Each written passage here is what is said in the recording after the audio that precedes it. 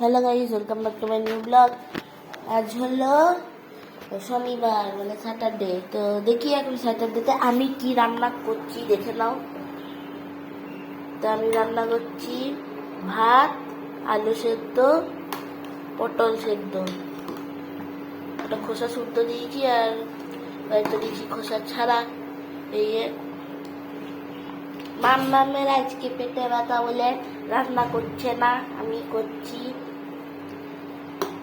ভাত ফুটেছে, ওটা ছিটিয়েছে, এটা কিন্তু আমি ছিটাইনি। এই যে ভাত হচ্ছে, আর কি করবো জানি না।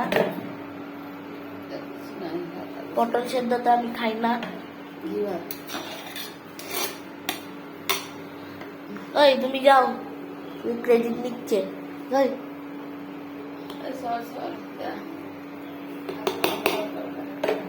তো এখন আমি খেতে বসি, দুপুর হয়ে গিয়েছে বলে।